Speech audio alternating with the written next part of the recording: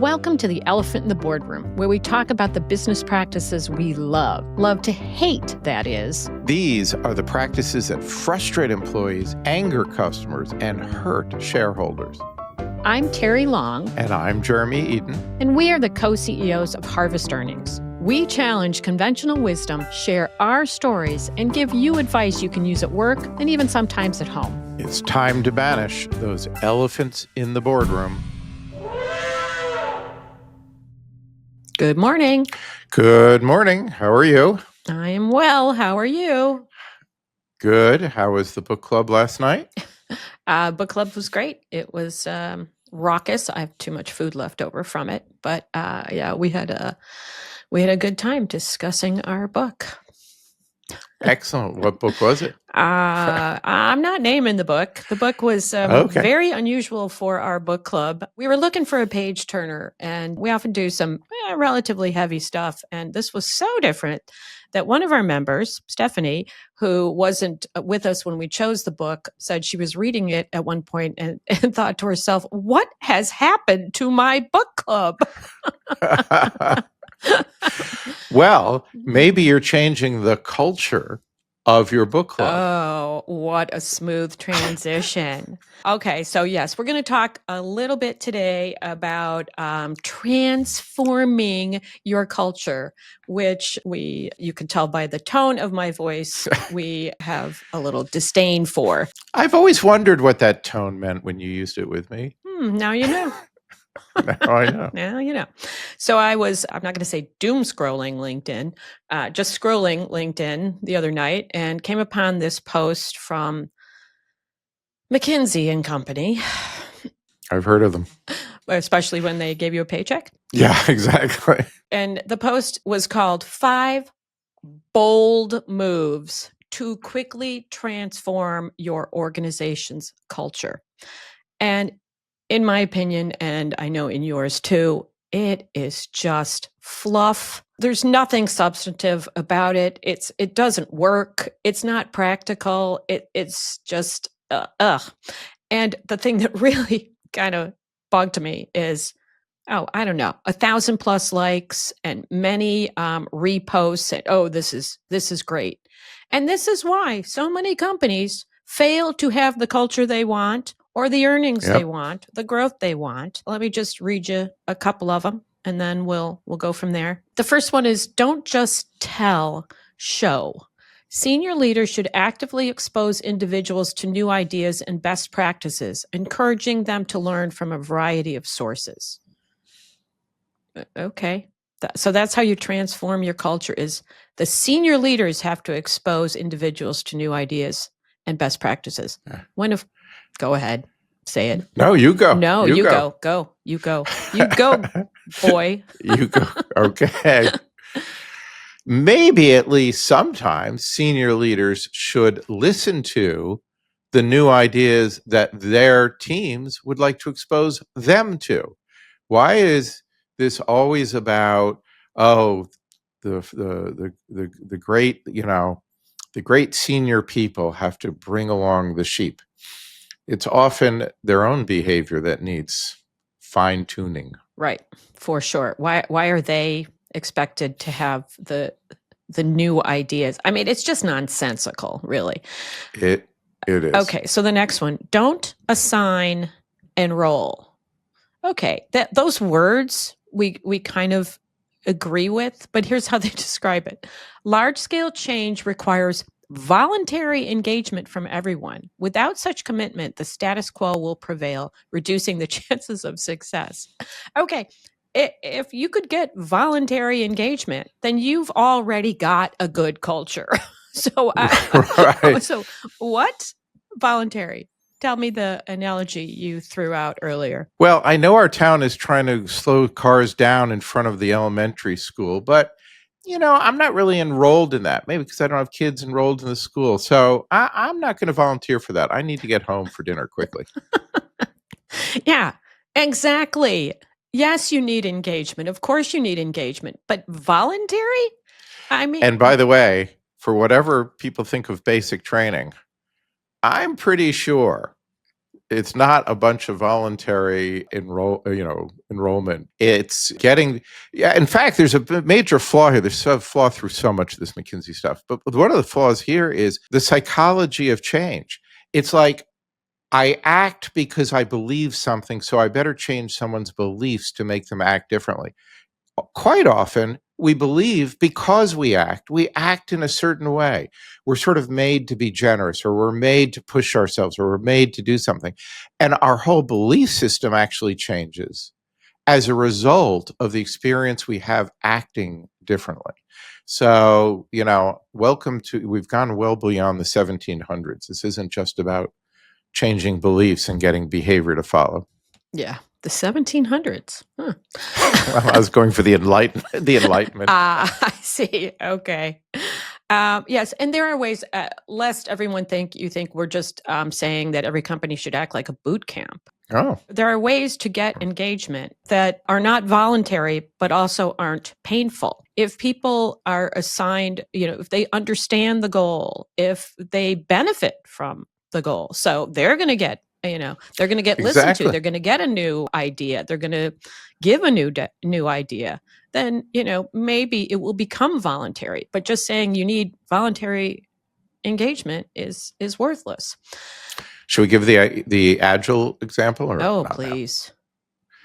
So we were at a company that used Agile for its IT costing, and our project was going to yield, 150 ideas that needed IT costing. And we're told using the Agile system, maybe they'd get to 10 in the time period we needed, which was a matter of weeks. And it was absolutely, this cannot be changed. And it would be bad for us to change it. And everybody up and down the line, thank God, the exception of 2 people, believe that. These 2 people, who are pretty senior in the IT department, said, no, we can do this a lot differently. And together we created this thing called speed costing. They costed 150 ideas in a matter of weeks, accurately, actually still conservatively, which was good. That's what we wanted. And could make decisions very quickly. And at first, nobody believed this would work. But because people were forced to do the process for a week or 10 days, go to several of these meetings, suddenly it was like, oh, this is great. I'm not wasting my time. We're getting decisions made. The right decisions are getting made. This is terrific. So, did we force people? Yeah, we kind of forced people, but we forced people to do something that, they really liked. And shout out to Adam and Warwick. Yes, they were the 2. So, okay, moving on. Connect the dots. Oh, McKinsey, you're brilliant. In a cultural transformation, or is it sorry, not sorry? Yeah. To quote Demi Lovato, I think. In a cultural transformation, it's crucial to identify and empower hidden influencers within the organization. Okay. I mean, sure. Yeah. But how do you do it? And you want to change a culture in a big company. How many influences are there? How far down the chain do you have to get to find the influencers and then bring them on board? How do you do that? It's just Yeah. In fact, often it kind of happens the other way. This is what happened with Adam and Warwick. We presented what had to get done and how we typically think about doing it, and they rose to the occasion. Right? The influencers raised their hand. We didn't go do a bunch of interviews and try to find out the hidden influencers.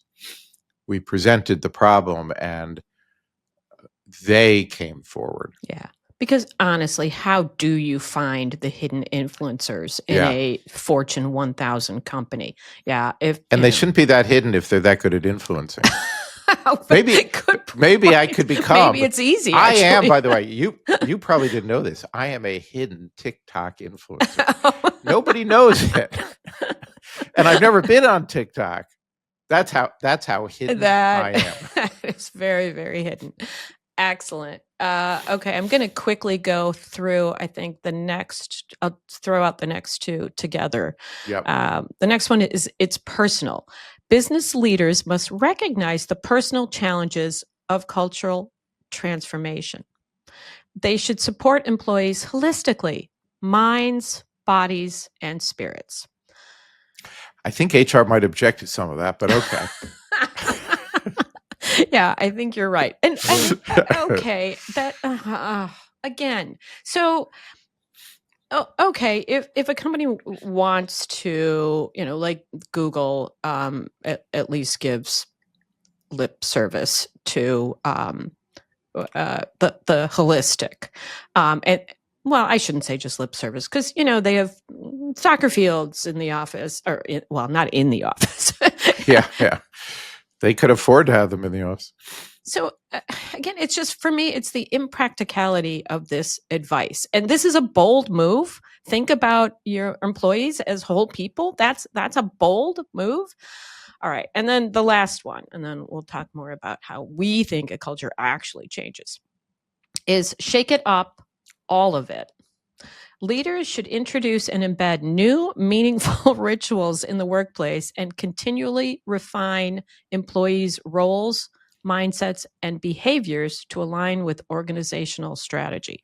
Now, I don't even understand how the first part of that sentence connects with the second part. So, leaders should introduce and embed new, meaningful rituals in the workplace. Now, I happen to love a good ritual, and I do think people connect to it, and it is part of the culture. I mean, 100 years ago, I worked at, I gotta sneeze, Harris Bank in Chicago. It's now Bank of Montreal. Every holiday season, Christmas really, there was a choir that sang in the lobby, and the commercial bankers at that time were mostly up on the second floor, but it was open. So it was this tall ceiling, and I loved it. First of all, we all know I love Christmas. Yes. And it's just this beautiful music booming out. And, every year I don't know how long I was there, 8 years or something, but it was just a ritual that I loved, that when I left Harris Bank, I really, really missed, and made me feel really good about the company.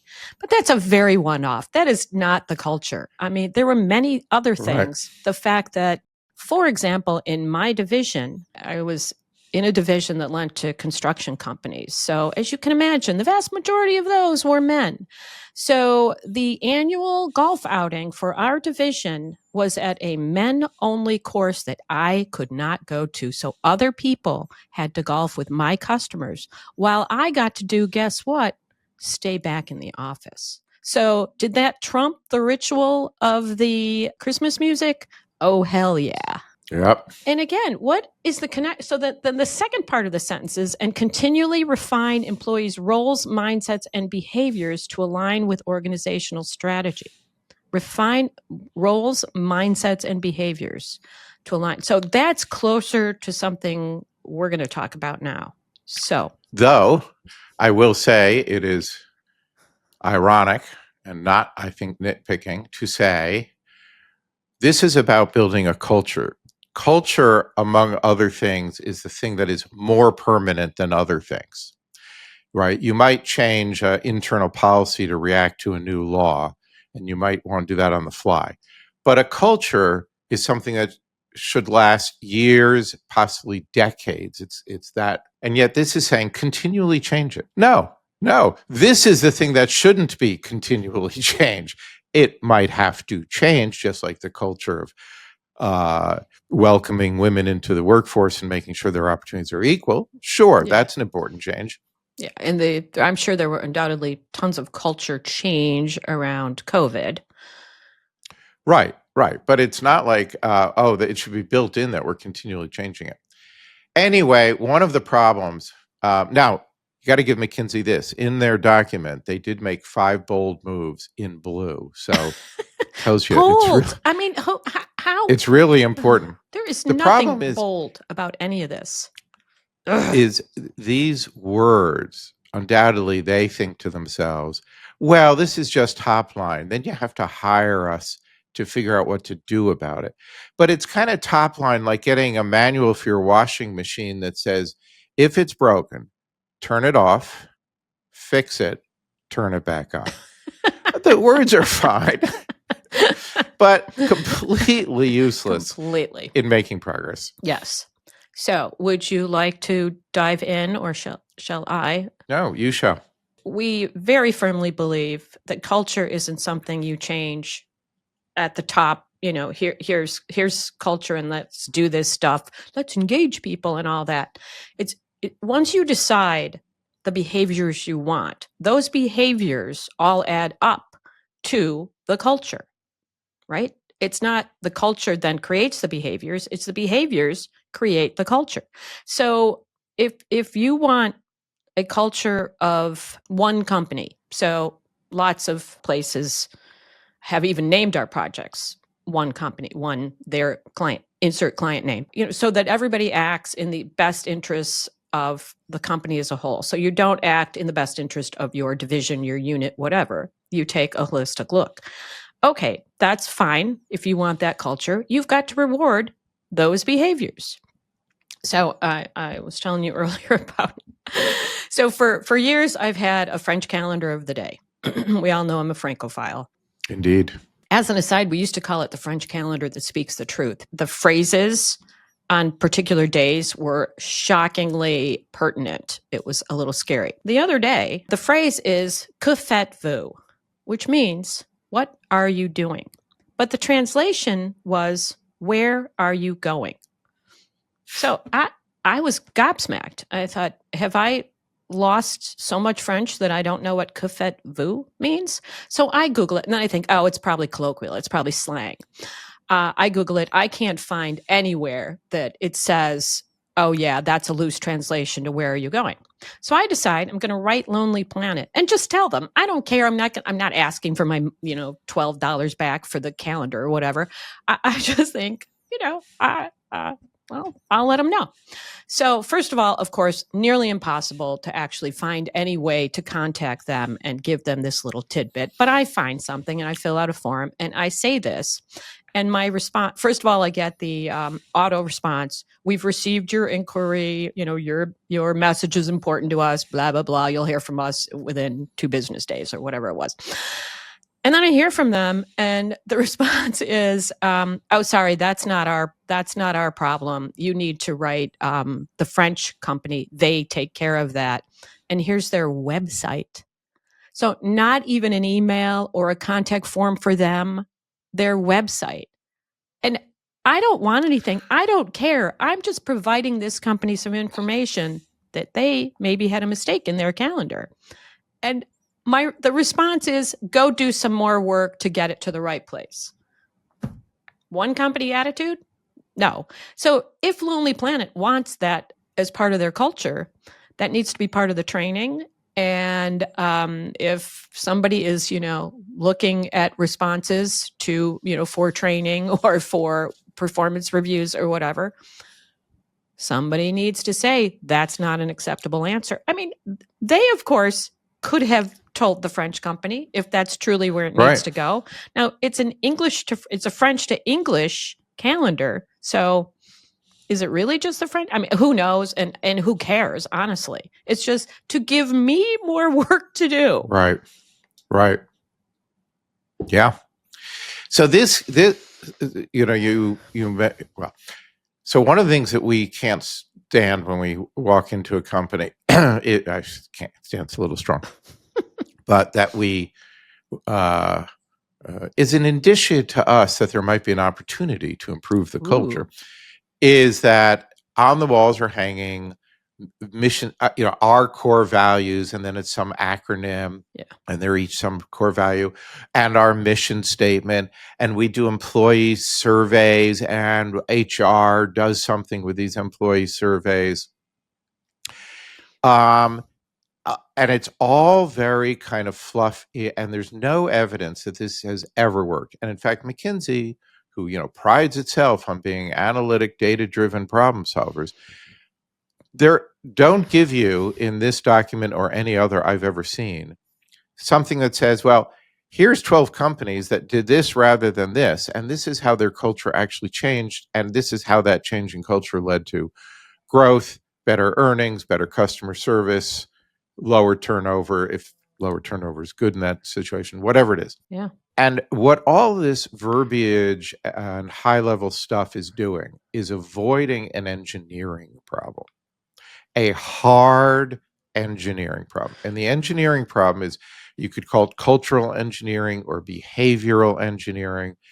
It is like every problem. The first step is, what's the specific problem we're trying to solve? So we were at a company where the operations in one country made a product, and the operations and marketing and R&D folks in another country were buying that same product from vendors because they were completely unaware that their compatriots were making this stuff and could get it to them cheaper at the same or better quality. So what's the problem to be solved? Well, you'd have to look at that very specific situation and say, who knows what, who should know what, how should they communicate to each other, and then engineer practical, simple ways. In that case, it was having joint meetings that were kind of show and tell periodically, where each area could show the others what it was doing, almost like what was a food company, so almost like a food fair or something. So the problem isn't high level quasi religious kind of talk. It's an engineering problem. Just a point on your values poster. So back in the day, we used to take pictures of those. And so say we're in an office somewhere because we're meeting with the CEO, but then the CEO wants us to present to the whole executive team. So we, in the past, would take a picture of those values take a picture of them, and then we would use each one later, on a slide. We would talk about how it meshes with what we do. And lots of times they wouldn't even recognize it themselves. They would have no connection to it at all. So just proving that it's completely useless. And so we stopped doing it. The challenge here is moving from this sort of high level, I want cultural transformation and I want it now, make it happen, head of HR, to collectively, we need to figure out what the engineering problem is we have, what are the specific behaviors. And by the way, as you've said several times already today, we don't want people to get the idea that there's some single best culture. There isn't. Not only is there no single best culture. I don't think I said that even once, but okay. Oh, well, you implied it. Okay. You implied it when you were semi-chastising me for sounding like, there was a right answer. Not only does each company maybe need different cultures, but within companies, you might need radically different cultures. So there might be some behavioral attributes that should cross the entire company, like honesty, like listening to people's ideas, like making decisions quickly, like being a one company player. But you might want your accountants in finance to have many cultural attributes that the new product folks or the creative marketing folks have a completely different set of cultures on top of those common ones. Do you want your audit team to have the same risk tolerance that your R&D team does? Right. Probably not. Probably not. So that's another challenge for the poor CEO. And I don't really say that sarcastically. I mean, you've got one person at the very top thinking of this big thing, saying, I'm frustrated because I feel like there aren't behaviors I'd like to see demonstrated. But to get underneath that, figure out what they are, figure out how to change them, is a big project, and there's no easy way to do it. And certainly bringing in McKinsey to tell you what to do is not going to work. So true. All right. So I guess just to sum up, culture is not something you can do 5 bold moves and suddenly your company has a new culture.